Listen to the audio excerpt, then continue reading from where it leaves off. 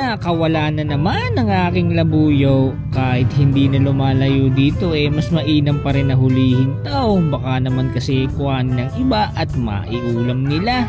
Sayang naman. At huhulihin ko na din ang isa pang tao. May sipon kasi at namamaga ang kanyang muka. Mainam na painumin ng gamot. Kaya naman kailangan na din mahuli. Ito nga pala ang aking gagamitin. Ang aking mahiwagang silo. Medyo naputol na ang trigger niya pero okay lang yan. At ito kailangan ko din ng mga kahoy na to pangharang at magawang bakod. Ito nga pala ang aking gagamiting sabitan. Stick ng barbecue. Nilagyan ko lang ng ukit para may sasabitan ng aking trigger. Ito'y kainaman ng mga idolo. Simpleng gamit lang pero legit na makakahuli. At ito nga ay aking uumpisahan ng gawin. Una muna ay bakod para tamang-tama ng ang kanyang dadaanan. Napakahalagang ilagay nito kung ikaw ay magsisilaw. Ay kapag wala niyan ay napakaliit ng tsansang makahuli. At kapag ka natapos mo na ang paglalagay ng bakod ang susunod mo namang gagawin ay kumuha ka ng stick na kanyang pag-aapakan at ilagay mo na ang trigger. Dun mo kasi ikakalang ang iyong apakan na kinuha. Ay babala na rin mga idolo Huwag nyo masyadong itapat ang mukha nyo sa ginagawa nyo silo. Baka kasi aksidenteng kumigkas at tinamaan kayo sa mukha. Ay nakaw po talaga naman mapapaaray ka. Minsan ay mapapangibit pa. At kung okay na nga ang iyong apakan, ilalagay mo na ang silo. Kailangan yung bilog niya sakop lahat ng aapakan para walang kawala ang paa kahit daliri lang. At eto nga at natapos ko na. Kain naman mga idolo. Sigurado kapag umapak dito ay talaga namang mahuhuli talaga. Dahil nga mga manok lang na alaga ang ating huhulihin lalagyan natin ito ng pain. Pero harangan ko muna itong mga pwede pang madaanan. Mas maigi ang sigurado kaysa paulit-ulit. At eto nga merong gustong dumaan. Ay nako sigurado mahuhuli to. Ito nga palang manok na are hindi naman amin. Manok ito ng kapitbahay. Kain naman ay Texas pa naman din. Ay dito na nga rin naglalagi talaga sa loob ng aming bakuran. Nakikipag-agawan pa nga sa tuwing ako'y magpapatuka. At ngayon nga ay eto siya.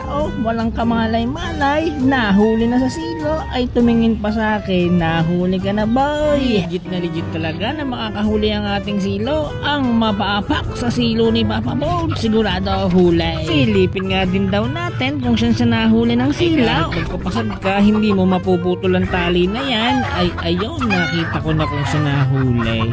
Sa dula ang nandalire. Ay walang kawala mga idolo. Legit talaga. Texas ng kapitbahay. Ayan.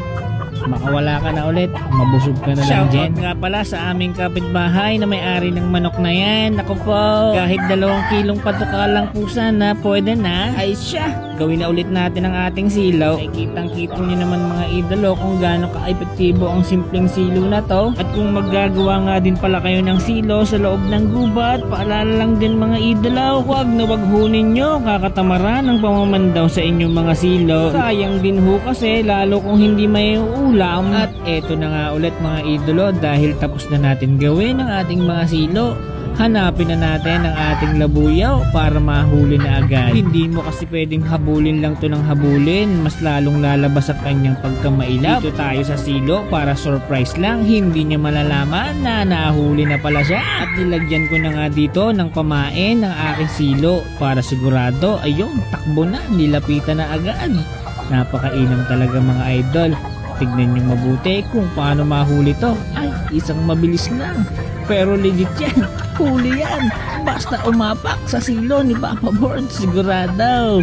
Huli. Pasensya ka na talaga, alagang labuyo. Maganda man ang nakakalakad-lakad ka, pero hindi pwede. Kapag ka nakita ka kasi ng mga gutom na kapitbahay, ay nakaw, may kakalagyan ka talaga. Baka magulat na lang ako, bigyan na lang ako ng sabaw. Eto mga idol, dito siya nahuli. Pasok na pasok ang tali. Napakahalaga talaga mga idol na ang silo mo ay sakop lahat ng pwede niyang maapakan para walang kawala. Diyan ka na ulit sa loob sa iyong mga kapatid. At ang susunod naman na huhulihin natin ay ang ating inahing Texas na may sakit para mapainom na ng gamot. Aayusin ko muna ang bako dahil nasira niya nung siya ay nagpupumalag. At pagkatapos eto, kabit na ulit natin ang ating trigger at ang kanyang apakan.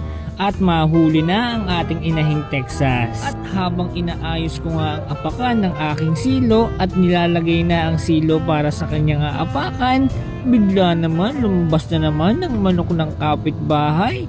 Nako, gusto na naman yatang mahuli nito pero wag na, kaya ito binulabog ko na, binato ko na lang para umalis na.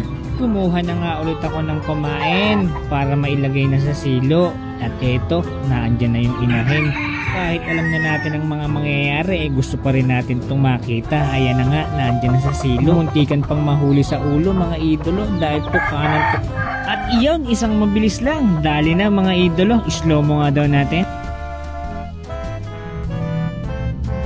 Pasok na pasok talaga sa paa. Wala talagang kawala to mga idolo. Bigla ako tuloy na miss ang gumawa ng silo sa gubat. Kapag umaraw na, game na ulit tayo. Dahil hindi na tayo makapangati silo naman ang gawin natin. Iyan mga idol, kung nagustuhan nyo ang aking simpleng content kung paano gumawa ng epektibong silo, kahit naman ng like. Kung hindi ka pa nakapollow, papollow naman para alright. Maraming salamat. Peace!